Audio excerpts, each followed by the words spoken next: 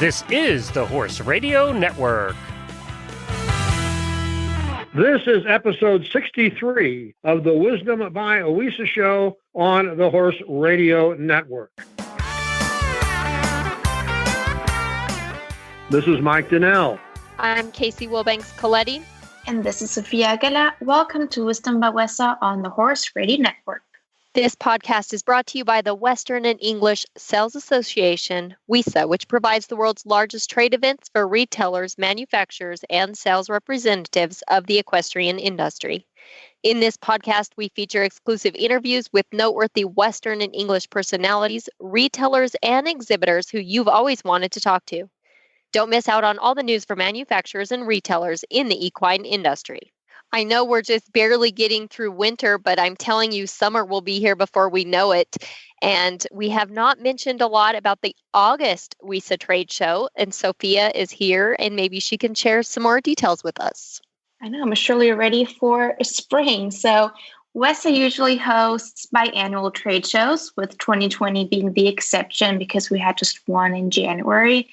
But WESA and members and buyers might remember a second trade show being in September, but now we host it in August to better accommodate the buying schedule.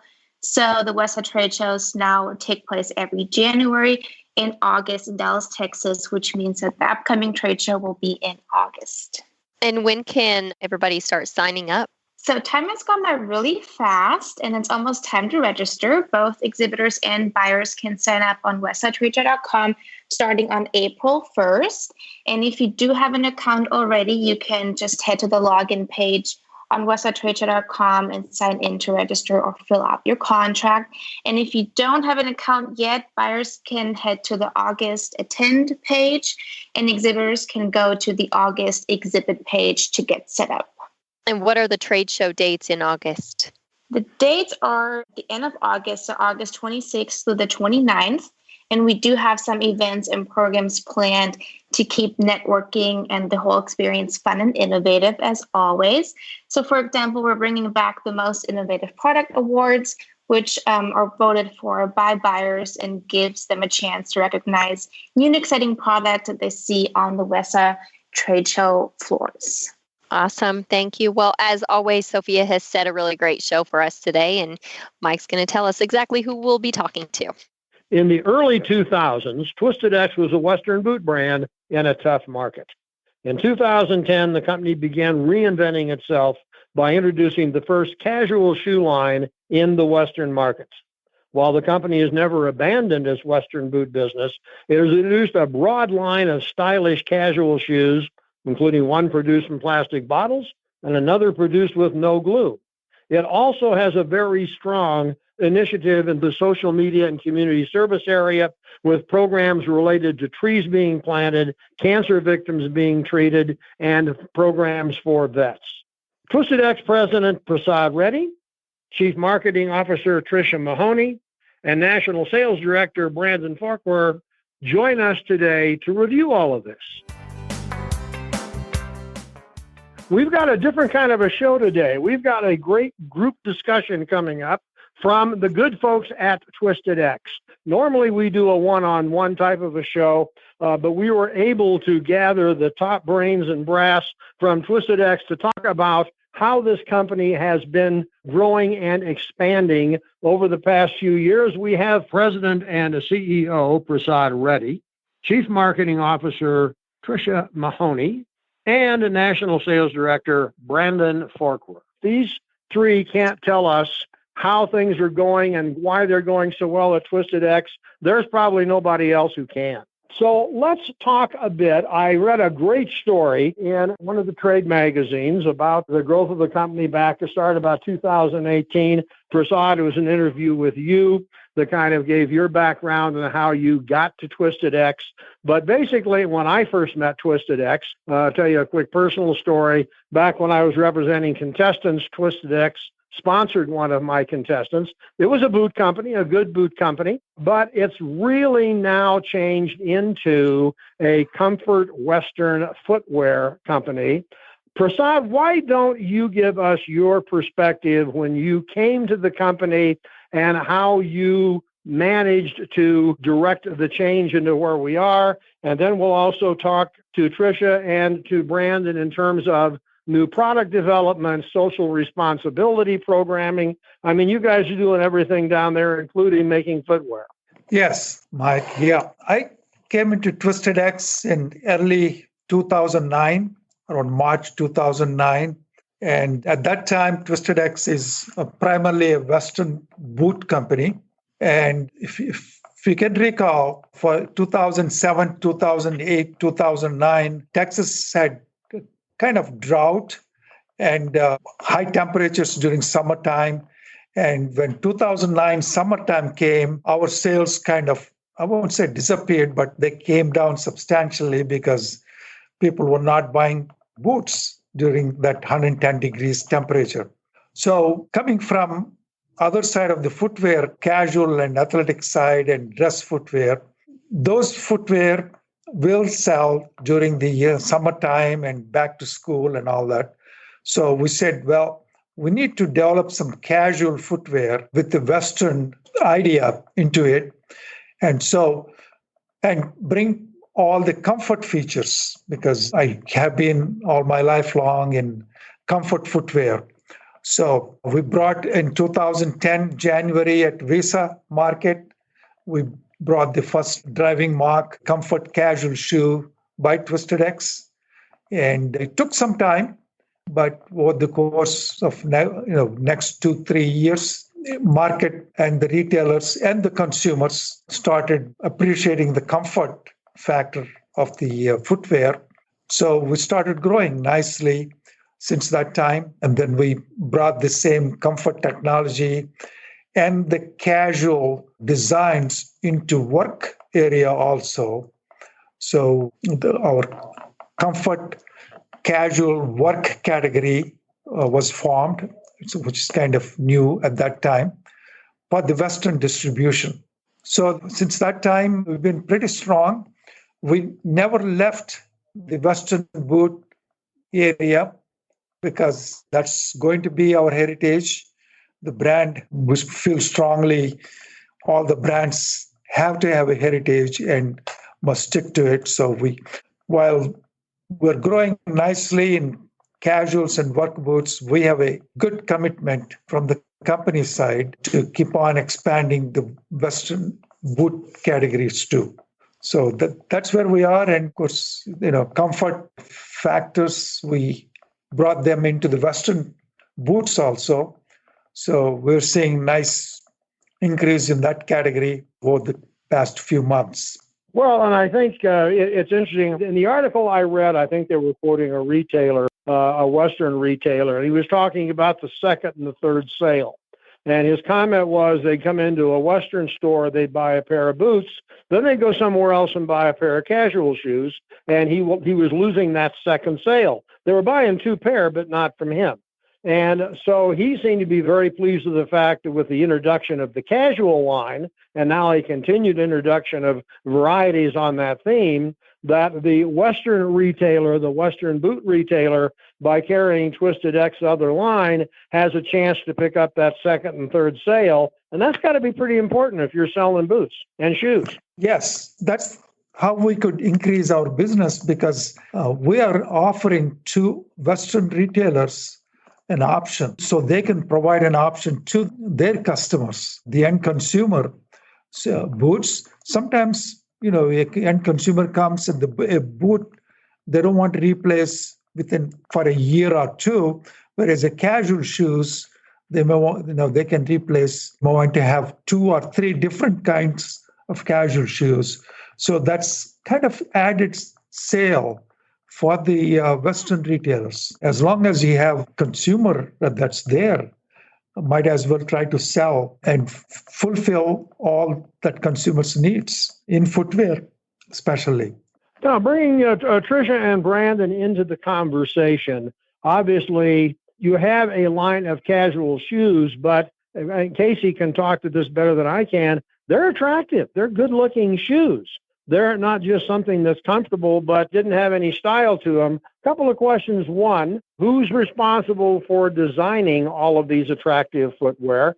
How do you bring that to market? Because I go on the website and there's pair after pair, and there are variations on a theme. I'm sure they're comfortable, but they're a pair of shoe casual shoes, you actually want to wear out somewhere because they look good. And that's got to be due to some design strengths somewhere. If one of the two you could talk about the design strengths that your retailers are relying on for you to continue to bring them these great looking shoes. Yeah, Mike, this is Brandon. I can jump in and give you a little backstory with that. So obviously, we're blessed to have a really knowledgeable product development team that has just decades of experience across multiple channels of footwear. And it's all kind of spearheaded by our chief design officer, Tuan Lei. Tuan is a phenomenal designer, phenomenal talent. And so a lot of the, ideation comes straight from him. And then, we take a lot of influence from the people all the way down to our colors and materials specialists here on our product development team and our corporate office. They have a really good eye for the Western industry and that Western flair. They're very on trend with their knowledge of that, both for men's and ladies. So we kind of leverage everybody in that holistic team.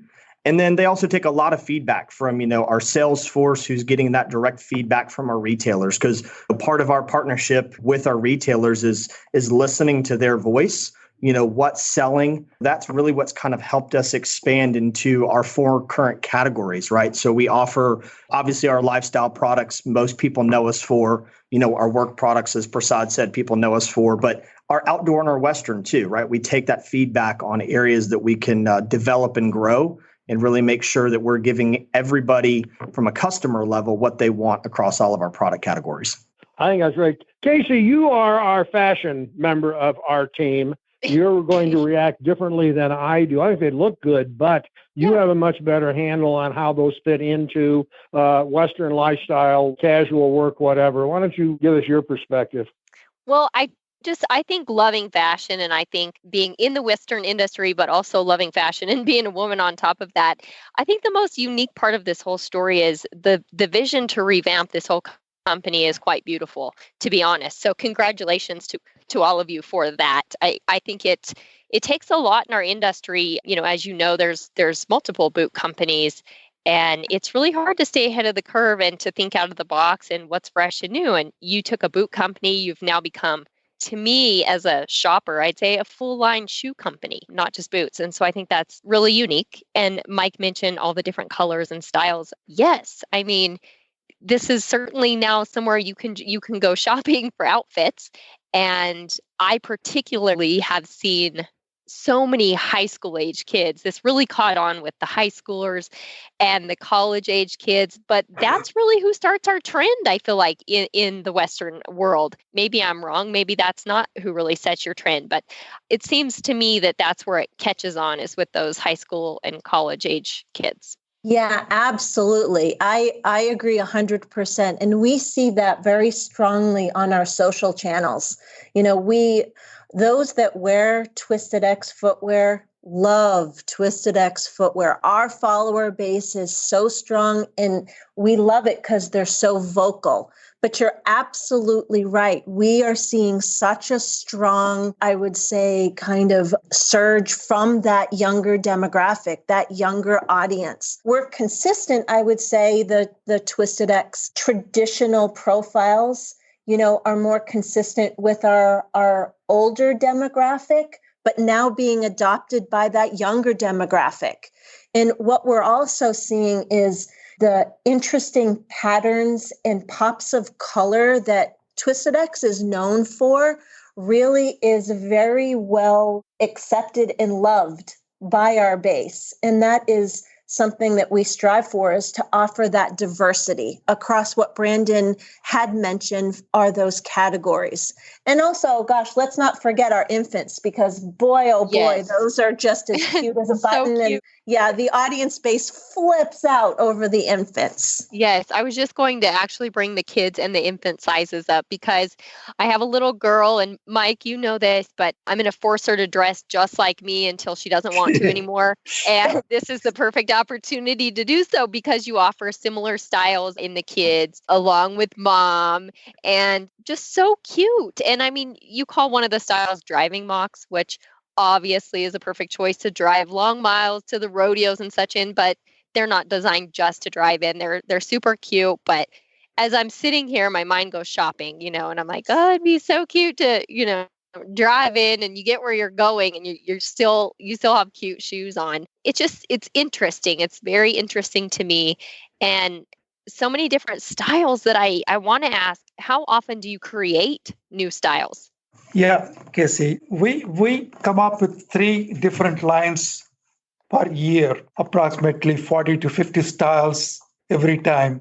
So there's about 120 to 150 new styles we create every year. We are very product-centric company. Product, we believe that's the way I came into the industry. Product is the king and queen of the whole brand. So the company. So we invest a lot of time and effort and research, both from magazines, for trend sets, apparel, and also talking to end consumers. What are the trends? The other thing we do is when we bring the product, we have a saying here, say that I should say at least it's okay to fail. 50% of the new styles, it's okay to that they can fail. We expect them to fail. If not, we're not pushing the envelope. We're not coming up with the new categories. We're not coming up with the new colors. We're not coming up with new constructions, which is important.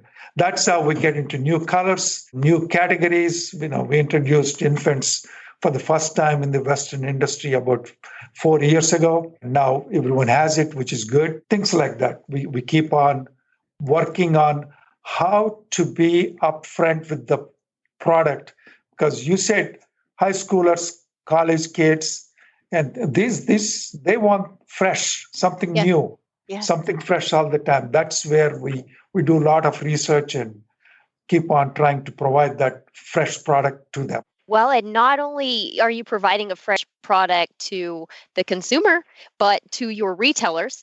And so to me, if you're a retailer looking to carry a brand in your store, this would be a prime candidate for someone who is interested in always staying on trend and having fresh new things. And the other interesting positive side for your retailers is you do not sell. And again, correct me if I'm wrong, but you do not sell straight to the consumers. You only sell to your retailers, correct? That is correct. That has been the theme of the company. That's the way we strongly believe that we cannot go directly to the consumer, because then we are our retailers. We're competing with our retailers. Sure. We're selling to retailers to sell to the consumer, and then we are going out and selling to consumer. That's not right. So at least we don't feel it's of course every company, every brand has to choose their own method of operation, but we feel that's not right. We have to support the retailer. We have to support the people who brought us to this stage. We cannot abandon them just because pandemic came and then everything, stores are closed, that we can switch our direct to consumer sales on. We don't do that, and we do not intend to do that. In addition to that, that is one of the pillars of Twisted X is partnership. For us, our partners are our retailers, and we truly treat them as partners. Not being direct to consumer is just one of the ways we demonstrate that. Other ways are we work very, very closely with them to provide them assets, and whether it's social media or email or creative, etc., that allow them to sell more, better, and faster. So we take a very unique approach and that we do everything we can for our retailers to have them succeed. When they succeed, we succeed. Sure. Exactly. And the products make for really great marketing material. If I look at it from a marketing point of view, it can be hard and it can sometimes be tedious to just market cowboy boots, to be honest. There's creativity and then there's like, what do we do now? Where do we go with this now? But with the amount of patterns and styles and colors you provide, I would just think that the marketing would be so much fun on not only your part, but for your retailers too. Well, I can tell you on my part, it's a blast. I mean, from the standpoint of, there's no lack of uniqueness in the footwear from the standpoint of photography and layouts. And it definitely makes our job fun, but it's also challenging, right? Because there's such a plethora for us to choose from. And it's identifying the styles that really will make the most impact, that ladder up to the larger story of what we're trying to talk about and what's important to us as a brand. As an example, sustainability is just an enormous initiative for us. So also being, partner being one, sustainability is another very, very strong initiative for the company. Trish, I would have to say, this goes for you and it also goes for Brandon. You may have what some people would write down as the ideal marketing position. A good company. B, high quality products. And C, an entire suite of promotional programs, social responsibility programs, charitable programs that are part of your marketing mix. Yes, you make great shoes, and yes, you work with the retailers and you promote them. But as I looked through the programs, you have a program that helps plant trees. You have a breast cancer center that you work with and fund. You have a shoe made out of recycled plastic bottles. You have a shoe that does not use glue.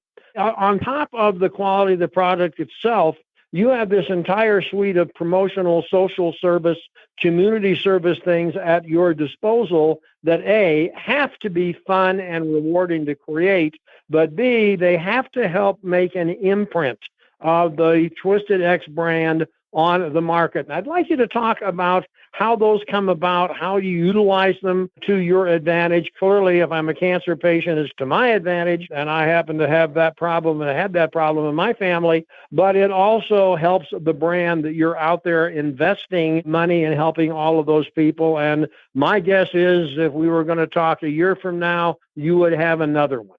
Yeah. Well, first of all, it is fun. And it does make my life easier because, usually when someone gets hired in my position, you're usually coming in to fix a problem or, you've got a very big challenge at hand. The challenge that I have at hand is communicating all of the initiatives that we have because you're right, they are plentiful. And for me, it's a prioritization of who we're talking to and the message that we're trying to communicate to them. It is very holistic, the way that we communicate. Many things go back to our DNA or what is really critical, important to us. Philanthropy being one of them. We give back and we give back because we choose to, because we know it's important. We give back to first responders. We give back to those that are in need. We give back to those that are veterans, those that are being challenged with breast cancer, etc. But I will say this, it's very interesting at Twisted X. Twisted X doesn't give for the credit. And this is something that's really, really important. Twisted X gives back because it is important to give back to our community. And that is just what we do, period. So from a standpoint of marketing, that's not necessarily something that I focus on, but from the standpoint of also leveraging our products, like shoes with purpose. So we do have certain shoes that are attached to philanthropic organizations that allow us to give back more. But when it comes to, I'm going to pivot off to sustainability being another pillar of Twisted X. It is important that in Prasad, I'm going to very loosely quote what Prasad kind of believes from the standpoint of giving back. It's important that we take care of this earth for our children and our children's children. And we do footwear. in the way that we can work and better our earth is through our footwear, in finding sustainable materials and methods that enable us to do good. So from a marketer standpoint, it's plentiful. And I can say I'm going to pivot off to Brandon so he can speak to a little bit of what that means from the sales side of the world. Yeah, I mean, I think from the sales side of the world, when you think with us, with our partners being retailers, we know the end consumer, a lot of times the sale at retail comes from a person's ability to have a deeper connection with the product that they're buying. So it's like, we know that they're passionate about a certain category of products, whether it be Western boots in our case, or casual shoes, or if it's the denim that they're buying or the shirt that they're buying. But if they can have a deeper layer connection with the brand that makes it, that speaks to them, you had brought up the fact that there's the, connection for you with cancer, survivorship or awareness. We have that with our veterans and our first responders. If they can connect with our products at retail on that deeper level, and it gives them another reason to buy Twisted X or to prefer Twisted X, that's just another win for us. It's not all about that, but if that's a byproduct of it, we're happy to do it. In many cases it is, but it's just, I think I was impressed by the breadth of programs that you undertake. Many companies will have one or two things that they do, but you have this entire suite of things that you devote finances to. You have to devote some manpower to make sure they work in the way that you want to. And I just think that's a very interesting and important part of the Twisted X personality. Yes, definitely there. We have a saying, we do the right thing, period. It's not necessarily for marketing reasons. It's more for the marketing or sales have to focus more on the product. We feel different various features of product and how to connect the product to the end consumers and all that stuff. The charitable organizations we partner with, we do them because we feel that's the right thing to do. That's it. And if something good comes out of it in PR or whatever it is, it's fine. But we don't really, for example, 5 years ago when we started this, making shoes with recycled plastic water bottles and planting trees, no one knew about it for almost 2-3 years. And after we started doing that, other companies started doing it too. But we didn't care. We didn't do it for publicity. We did it because it's the right thing to do. And that's where we operate. Whether it is tough enough to wear pink, as you said, breast cancer counseling center. We've been blessed to be in this position to share some of the blessings. That's how we feel. That's the reason we do that. Well, and I think that's well put. Moving on to a little different topic. This, of course, is the Wisdom by WESA show. So we would be remiss if we didn't at least bring up the topic of WESA and the role that its shows have played in the growth of your business. Yeah, WESA has been a phenomenal growth avenue for us in the sense that, right, it's the leading trade show organization for us. It's where we put all of our focus on. It's an all hands on deck type event for our team because we know how much it means and we know how centric it is to the bulk of our retail partnership base. So, we've been blessed to work with WESA. They've been great partners with us, pretty much since the inception of the company. And as we look forward, with WESA now moving into our backyard, that just helps us be that much stronger, with their trade shows and with the organization. And we're really excited to see where that can lead us as we start to look forward. Okay, great, because we're pleased to be able to work with firms like Twisted X to make their business and our industry that much stronger. And we do appreciate the three of you getting together and taking the time for this discussion about Twisted X. It's a company that clearly has a direction and a purpose, and from what I can tell from the three of you, a great deal of enthusiasm to move Twisted X forward in a highly successful manner. And we're pleased that you took the time to join us on Wisdom by WESA and tell us that story. Thank you very much. It has been a pleasure. Enjoyed talking to all of you. Thanks so much. Thank you all. Thank you. Thanks, Mike. Thanks, Cassie. Show notes and links from today's show can be found at the website wisdombywesa.com. And of course, we'd love to hear your feedback. There's a contact link on that website. The Wisdom by WESA show will be published on the 15th and 30th of every month. You can listen on most of your favorite podcast players, and you can also listen on the Horse Radio Network app on your iOS or Android phone. You just search Horse Radio Network in the App Store. It's free and it's super easy to use. Be sure to visit all the great shows on the Horse Radio Network at horseradionetwork.com. Thanks for listening to the Wisdom by WESA podcast. WESA, where the industry meets.